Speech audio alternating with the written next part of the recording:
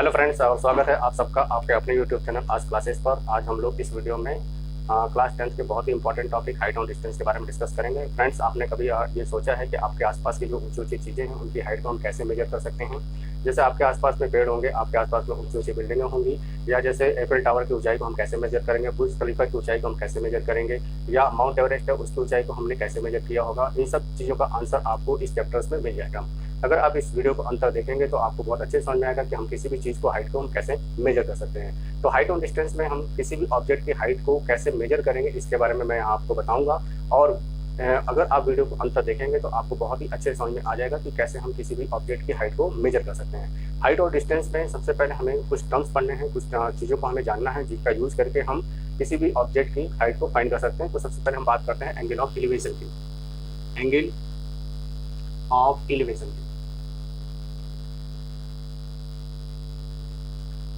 Angle of elevation क्या होता है? जैसे मान लीजिए आपको कोई हॉरिजॉन्टल लाइन और यहाँ पर आपको कोई ऑब्जेक्ट है ए बी। तो अगर आपको ऑब्जेक्ट के टॉप फेस को देखना है तो आपको क्या करना पड़ेगा? अपनी गर्दन को ऊपर करना पड़ेगा या अपनी नज़रों को ऊपर करना पड़ेगा और आप इस ऑब्जेक्ट के टॉप फेस को देख सकते हैं। तो इसको हम बोलते हैं angle of elevation. Angle of elevation ये आपको ए बी ऑब्जेक्ट है, सी पॉइंट पर आपकी आई साइट है और आई साइट से जो अर्थ के पैरेलल लाइन होगी उसको हम बोलते हैं हॉरिजॉन्टल लाइन। इसको हम बोलते हैं हॉरिजॉन्टल लाइन। अब इस ऑब्जेक्ट के टॉप फेस को अगर आप देखेंगे तो आपको अपनी पलकों को क्या करना पड़ेगा? ऊपर करना पड़ेगा और यहाँ पर जो हॉरिजॉन्टल लाइन से एंगल फॉर्म होगा उसको हम बोलते हैं एंगल ऑफ एलिवेशन। और इस लाइन को हम बोलते हैं लाइन ऑफ साइट। इस लाइन को हम बोलते हैं लाइन ऑफ साइट। तो ये आपको एंगल ऑफ एलिवेशन मिला।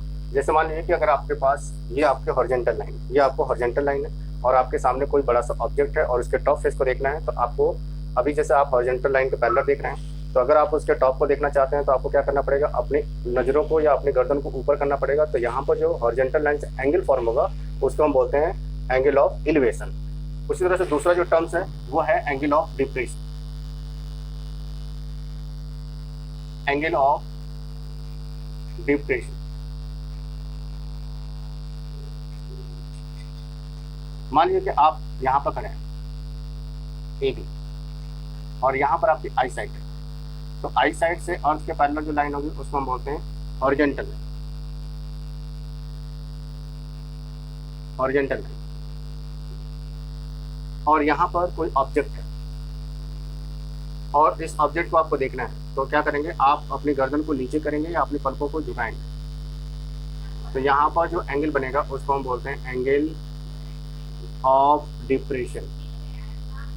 इसको बोलते हैं एंगल ऑफ डिप्रेशन। अब यहाँ से अगर हम सी पॉइंट को बी से ज्वाइन कर रहे हैं तो ये जो बी सी लाइन होगी वो ए एम के क्या होगी? पैरेलल।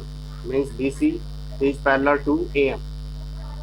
यहाँ पर एंगल ऑफ डिप्रेशन जो बनेगा, इसके मान लो कि ये थीटा है तो ये एंगल भी क्या होगा? थीटा। क्यों होगा ऐसा? क्योंकि यहाँ पर जो बी सी लाइन है वो ए एम के पैरेलल है तो ये आपको ट्रांसवर्सल होगी। तो आपको पता है कि अल्टरनेट इंटीरियर क्या होते हैं? इक्वल होते हैं। तो अगर ये एंगल थीटा है तो ये एंगल भी क्या होगा? थीटा। इस कॉन्सेप्ट का कहीं कहीं पर हम यूज करेंगे क्वेश्चन को सॉल्व करने में। तो आपको एंगल ऑफ डिप्रेशन का मतलब है कि जैसे मान लीजिए हॉरिजॉन्टल लाइन और इस हॉरिजॉन्टल लाइन से अगर कोई ऑब्जेक्ट नीचे मीन्स हमारी हाइट से नीचे तो उसको देखना है तो हमें क्या करना पड़ेगा? अपने पलकों को थोड़ा सा झुकाना पड़ेगा इस तरीके से। तो जब झुकाएंगे तो यहाँ पर जो एंगल बनेगा उसको हम बोलते हैं एंगल ऑफ डिप्रेशन। तो आपको एंगल ऑफ डिप्रेशन समझ में आ गया। अब नेक्स्ट है, इसमें हमें जो समझना है वो है angle subtended angle. Subtended angle जैसे मान लीजिए आपको एक ऑब्जेक्ट है और यहाँ पर आपकी आई साइट है। तो अगर इस आई साइट पर इस ऑब्जेक्ट का जो टॉप और इसके बॉटम को हम ज्वाइन कर लें तो यहाँ पर जो एंगल बनेगा मीन्स उस पूरे ऑब्जेक्ट के द्वारा आपकी आई साइट पर जो एंगल बनता है उसको हम लोग बोलते हैं subtended angle. This is known as subtended angle. तो इसको हम लोग सबटेंडेड एंगल बोलते हैं। तो इसका मतलब आपको तीन चीज़ें समझ में आ गई होंगी। एक है एंगल ऑफ एलिवेशन, दूसरा है एंगल ऑफ डिप्रेशन और तीसरा है सबटेंडेड एंगल। अब हम बात करते हैं कि कैसे हम किसी चीज़ की हाइट को मेजर करेंगे। जैसे मान लीजिए कि आपके आसपास में कोई पेड़ है, आपके आसपास में कोई ट्री है,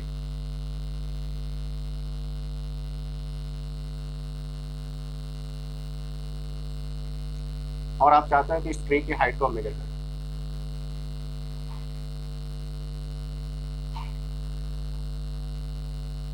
तो आपको क्या करना पड़ेगा, इसकी जो सबसे टॉप फेस होगा वहां से एक हॉरिजॉन्टल लाइन लेना है, जैसे हमने यहाँ पर ले लिया ए, सॉरी वर्टिकल लाइन लेना है बी।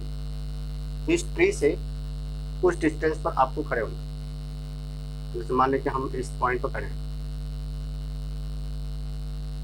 सी पॉइंट, और आपको इस ए बी लेंथ को मेजर करना है। तो यहाँ पर हम एक मैथमेटिकल इंस्ट्रूमेंट यूज करेंगे जिसका नाम है क्लिनोमीटर।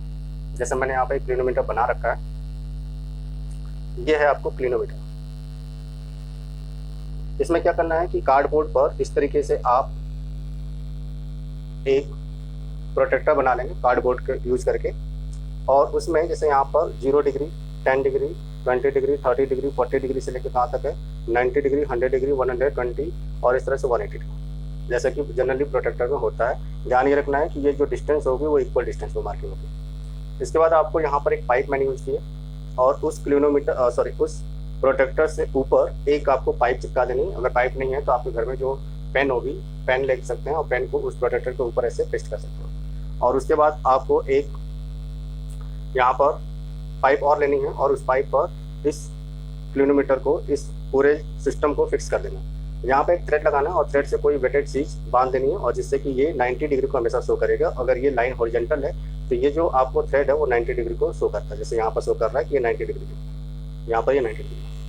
अब आपको पहले ये फाइंड आउट करना है कि जो हमारा ट्री है उसका एंगल ऑफ एलिवेशन कितना बनेगा इस पॉइंट से सी पॉइंट से, क्योंकि आप सी पॉइंट पर खड़े हैं। तो आपको क्या करना है, क्लिनोमीटर लेना है, और क्लिनोमीटर से यहाँ पर रख के, जैसे मैं यहाँ पर खड़ा हूँ, आप हाइट में भी रख सकते हो, कोई दिक्कत नहीं है, क्योंकि यहाँ पर जो हॉरिजॉन्टल लाइन होगी उससे और इसकी हाइट को ऐड करके भी निकाल सकते हो। तो अभी मैं यहाँ पर रख रहा हूँ इसको समझने के लिए। तो जैसे ये हॉरिजॉन्टल लाइन, अब देखो ये हॉरिजॉन्टल लाइन जब हम देख रहे हैं तो आपको यहाँ पर जो एंगल बन रहा है वो देखो कितने का बन रहा है। अभी ये 90 डिग्री, इसको हम 0 डिग्री कंसीडर करेंगे, और इसके टॉप फेस को, इसको यहाँ से पाइप से देखने की कोशिश करेंगे। जब इसको घुमाओगे, इस तरह से रोल करोगे, तो आप देखो कि यहाँ पर सपोज यहाँ पर जो एंगल बन रहा है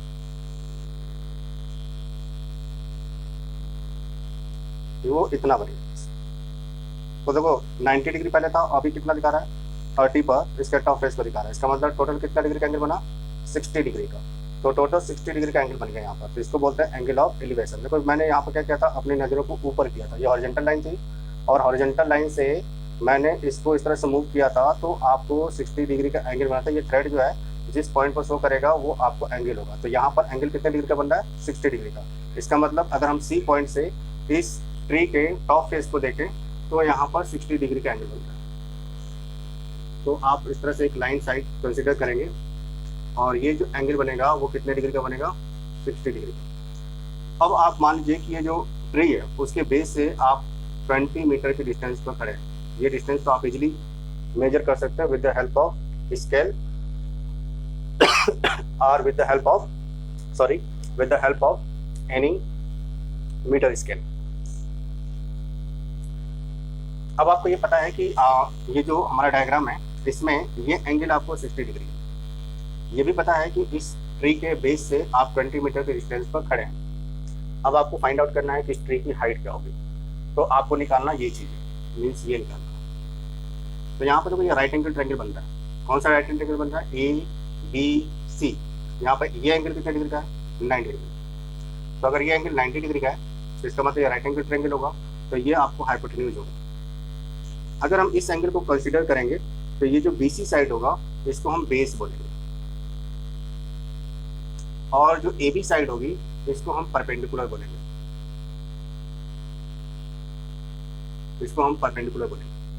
ठीक है। इतनी बातें क्लियर है। अब आपको निकालना क्या है, ए बी निकालना, और आपको पता क्या क्या चीजें हैं। आपको इस राइट एंगल ट्रायंगल में बीसी पता है और ये एंगल सी पता है। तो आपको ये सोचना है कि हम एंगल सी का कौन सा ट्रिग्नोमेट्रिक रेशियो यूज करेंगे जिससे कि हमें इन दोनों साइडों का रेशियो मिले। तो आपको पता है कि किसी भी राइट एंगल ट्रायंगल में अगर हम tan थीटा अप्लाई करते हैं तो tan थीटा इक्वल टू होता है परपेंडिकुलर अपॉन बेस। तो अगर हम इस एंगल का tan ले लें तो tan 60 डिग्री, तो ये होगा परपेंडिकुलर अपॉन बेस। तो परपेंडिकुलर जो साइड होगी वो AB होगी और जो बेस साइड होगी वो BC होगी। अब आपको 60 डिग्री की वैल्यू पता है कि √3 होता है, AB की वैल्यू आपको निकालनी है और BC आपने पहले से मेजर कर रखा, कितनी दूरी पर आप खड़े हैं 20 metre. So AB that equal to 20√3 metre. तो इस तरीके से क्लिनोमीटर की हेल्प से आप इस ट्री की हाइट को मेजर कर सकते हैं। तो जब भी हमें किसी ऊंची ऊंची चीज़ों का हाइट मेजर करना होता है तो हम इस क्लिनोमीटर का ही यूज करके उसकी हाइट को मेजर करते हैं। इसको क्लिनोमीटर बोलते हैं और इसको घर पे बनाना बहुत ही आसान होता है। इसको बना के आप जिस बिल्डिंग में रहते हैं उस बिल्डिंग की हाइट को भी आसानी से मेजर कर सकते हैं, या आपके आसपास जितनी भी ऊंची चीज़ें हैं अगर उनकी हाइट को मेजर करना है तो आप इस क्लिनोमीटर का यूज करके आसानी से उसकी हाइट को आप बता सकते हैं। ठीक है, तो इस इंस्ट्रूमेंट को हम मैथ में क्लिनोमीटर बोलते हैं। क्या समझ में आ गया सबको? अब जैसे मान लीजिए कि आपसे पूछा जाए कि ये पूछा जाए कि बताइए कि इस ट्री के टॉप फेस से और आप जहाँ पर खड़े हैं उसकी डिस्टेंस क्या है। भाई AC भी तो डिस्टेंस है। तो अगर आपको इसमें AC पूछ लिया जाए, अगर आपसे AC पूछ लिया जाए तब आप क्या करेंगे? तब हमें क्या करना होगा कि आपको ये सोचना होगा कि हमें BC तो पता है कि BC 20 है, आपको ये एंगल पता है कि ये कितना है 60 डिग्री, और आपको फाइंड आउट क्या करना है, AC फाइंड करना है। तो अगर हम बेस का और हाइपोटेन्यूज का रेशियो देखें तो वो किसका रेशियो होता है, tan cos का, यानी cos 60 डिग्री अगर हम लेंगे तो ये होगा बेस एंड अपॉन हाइपोटेन्यूज। तो यहाँ पर जो बेस होगा वो BC होगा और हाइपोटेन्यूज होगा वो AC होगा। और 60 डिग्री की वैल्यू कितनी होती है, 1/2 होती है। और BC आपको 20 है एंड अपॉन AC आपको फाइंड आउट करना है। तो क्रॉस मल्टीप्लाई करेंगे तो AC इक्वल टू मिलेगा 20 × 2 एंड दैट इज 40 मीटर। इसका मतलब पॉइंट C से इस ट्री का जो टॉप फेस है उसकी डिस्टेंस कितनी होगी, 40 मीटर। तो इस तरीके से आप क्लिनोमीटर का यूज करके किसी भी चीज़ की हाइट को बहुत ही आसानी से मेजर कर सकते हैं। आप एक और एग्जाम्पल लेते हैं।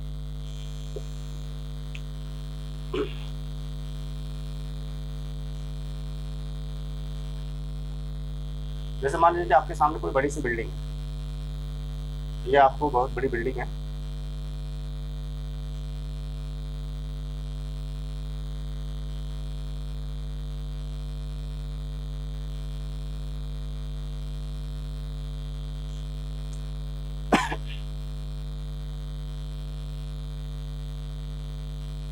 ये बिल्डिंग, और आप इस बिल्डिंग के बेस से 30 मीटर की दूरी पर खड़े हैं।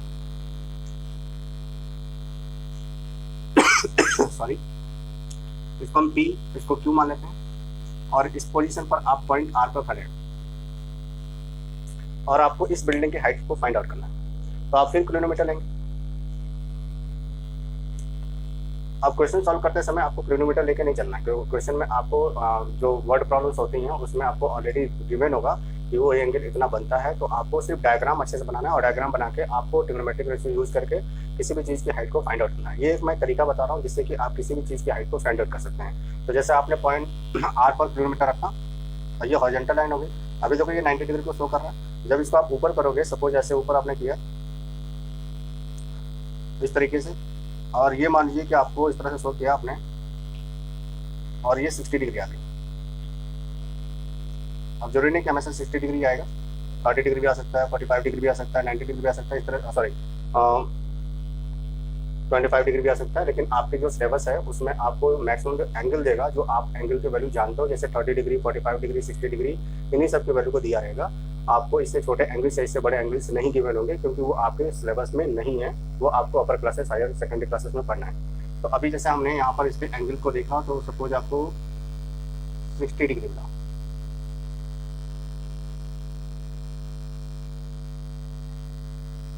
ये आपको 60 डिग्री मिला। अब आपको इसकी हाइट को फाइंड करना है। तो जनरली हम जो ट्रिग्नोमेट्रिक रेशियो यूज करेंगे वो साइन यूज करेंगे या फिर कॉस यूज करेंगे या फिर tan यूज करेंगे। मोस्टली जो आपके सवाल सॉल्व होंगे वो tan के पर ही होंगे। तो यहाँ पर tan 60 degree equal to PQ means base, sorry perpendicular and upon base that is RQ। Now this is your under root 3 and value of PQ you have to find it. So we write here PQ and the distance between R and Q is 30. So we can write here PQ that equal to 30 under root 3.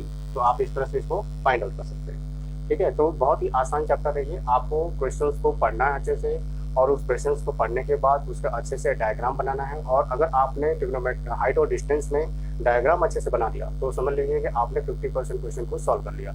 उसके बाद आपको mostly जो trigonometric ratio use होंगे वो तो या तो sign होंगे या फिर कॉस होंगे या फिर टेन होंगे, और इन तीनों में भी जो सबसे ज़्यादा बार ट्रिग्नोमेट्रिक रेशियो यूज होगा वो है 10।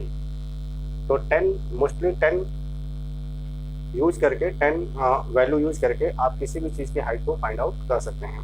तो उम्मीद है कि आपको ये चीज़ें समझ में अच्छे से आ गई होंगी। अगर आपको ये वीडियो अच्छे से समझ में आ गया है तो आप मेरे वीडियो को लाइक करना और इसको खूब सारा शेयर करना ना भूलें, जिससे दूसरों को भी इससे फ़ायदा हो सके। Thank you and have a nice day.